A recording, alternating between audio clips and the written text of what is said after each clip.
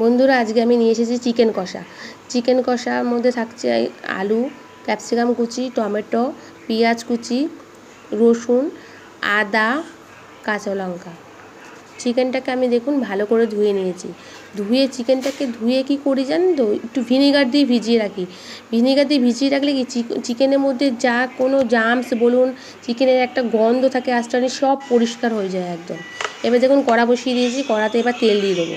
তেলটা গরম যতক্ষণ না হবে ওয়েট করব। তেলটা গরম হয়ে গেলে আমি কি করব, পেঁয়াজ দিয়ে দেবো। দেখুন এবার পেঁয়াজ দিয়ে দেবো। পেঁয়াজটা আমি হালকা হালকা করে ভেজে নেবো। ভেজে নিলে কি হবে, পেঁয়াজটা ভেজে আমি গ্রেট করে নেবো, মানে মিক্সির জারেতে পেস্ট করে নেবো। আর চিকেনের মধ্যে আলু থাকবে না এই কখনো হয় না, মানে আমি ভাবতেই পারি না যে চিকেনেতে আমি আলু দেবো না। একটু আলু না দিলে আবার চিকেনটা আমার মনে হয় না যে চিকেন খাচ্ছি, এরকম মনে হয়। একটু আলু থাকলে ভালো হয়। তো পেঁয়াজটাকে দেখুন ভালো করে ভেজে নেবো। দেখুন তার মধ্যে আদা রসুন কাঁচা লঙ্কা পেস্ট করে নিয়েছি, টমেটো পেস্ট করে নিয়েছি, আর এই মশলাটা করেছি দেখুন জিরে, ধনে আর হলুদ গুঁড়ো সব নিয়ে একটু জল দিয়ে পেস্ট করে রেখে দিয়েছি। দেখুন পেঁয়াজটা ভাজা হবে। আমি কিন্তু এই চিকেনটার মধ্যে এতটুকু গুঁড়ো লঙ্কা বলুন, কাশ্মীরি মির্চ বলুন, কিচ্ছু ব্যবহার করিনি। শুধু কাঁচা লঙ্কায় হবে, জাস্ট হালকা করে চিকেনটা কষা করেছি। আর টক দই বলুন, গরম মশলা বলুন, আমি কিচ্ছু দিইনি, শুধু প্লেন রান্না করেছি। দেখুন পেঁয়াজটা ভালো করে ভেজে নেবো। দেখুন পেঁয়াজটাকে ভালো করে ভেজে নেবো। আমি এর মধ্যে কোনো কিচ্ছু দিইনি, শুধু আদা রসুন নর্মাল করেছি।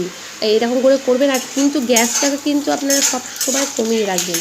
যখনই চিকেনটা দেবেন না, চিকেনটা দেওয়ার সময় গ্যাসটা কমিয়ে দেবেন, দিয়ে ঢাকা দিয়ে করবেন।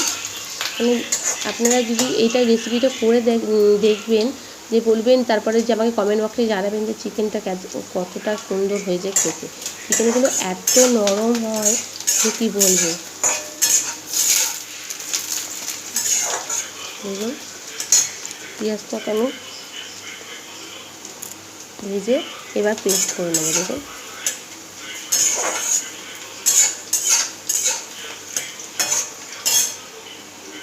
লাল লাল হয়ে গেছে, ভালো লাল লাল হয়ে গেছে।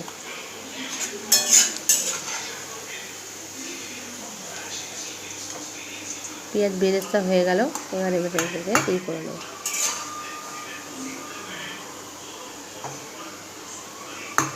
এটাকে পুরো মিক্সিতে পেস্ট করে নেব।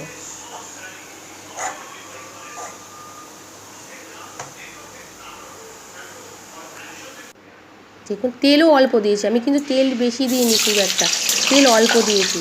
এই দেখুন আলুগুলোকে হালকা ভেজে নেবো, বেশি ভাজবো না, আলুগুলোকে হালকা জাস্ট ভেজে নেবো। চন্দ্রমুখী আলু তো একটুতেই গলে যায়, হালকা জাস্ট ভেজে নেবো। আলুটা দিই আমার জন্য, আমি চিকেনে আলু ছাড়া খেতে পারি না একদম, এই জন্যই আলুটা দেওয়া।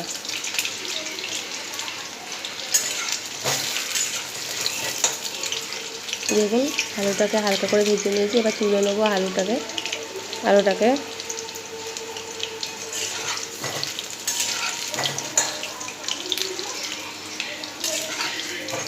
এবার ভেজে এবার তুলে রাখবো। দেখুন আলুটাকে ভেজে নেবো। এখানে কিছুটা ভিডিও হয়েছে আমার স্কিপ হয়ে গেছে, জানেন, কিছুটা ভিডিও স্কিপ হয়ে গেছে, তার জন্য আমি পুরোটা দেখাতে পারছি না। আসল কথা কী বলুন তো, আমি রান্নার ভিডিওটা পুরোপুরি একদমই নতুন করছি তো। এবার আমি কী করে যে স্কিপ হয়ে যায় আমি একদম বুঝতে পারিনি, স্কিপ হয়ে গেছে। নেক্সট আমি যখন ভিডিওটা করব এটা আমি দেখব, যে যাতে এই ভুলটা না হয় দ্বিতীয়বার। বুঝতে পারলাম না, যখন হয়ে গেছে তখন বুঝতে পারছি যে আমার স্কিপ হয়ে গেছে। দেখুন এবার তেজপাতা দিয়ে দিলাম, এবার পেঁয়াজ দিয়ে দেবো। দেখেছেন তেলটা কতটা কম, আমি অল্প তেলে করছি।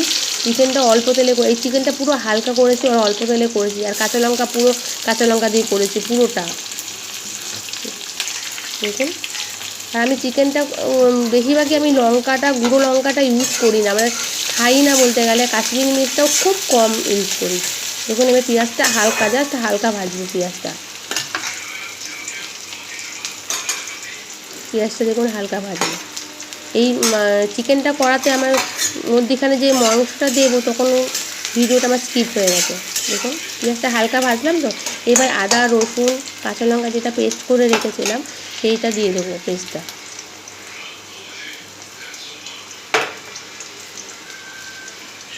পেস্টটা এবার দিয়ে দিলাম, এবার আদা রসুন কাঁচা লঙ্কা পেস্ট।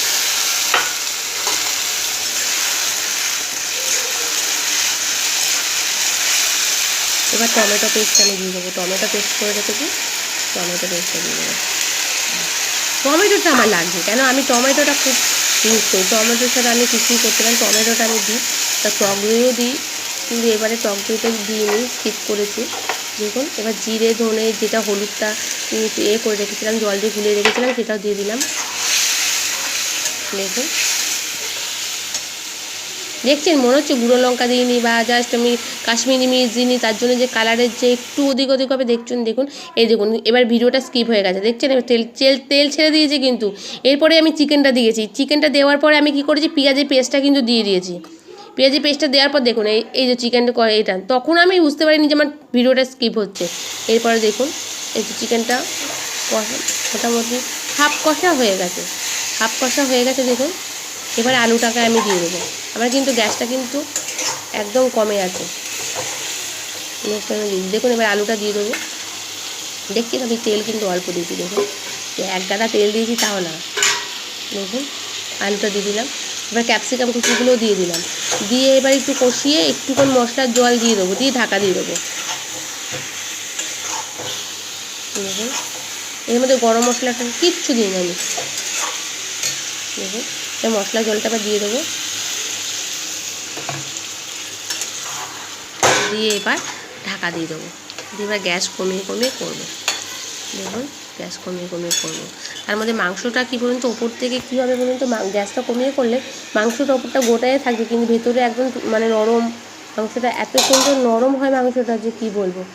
দেখুন ঢাকা দিয়ে দিয়েছি, ঢাকা দিয়ে দেখুন কতটা জল ছেড়ে দিয়েছি।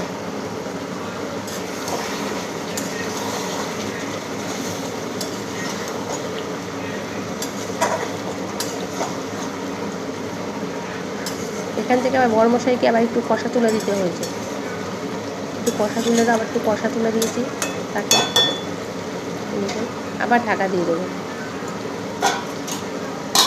গ্যাসটা কমিয়ে কমিয়ে করছি তো জন্য ঢাকা দিয়ে দিয়ে করছি,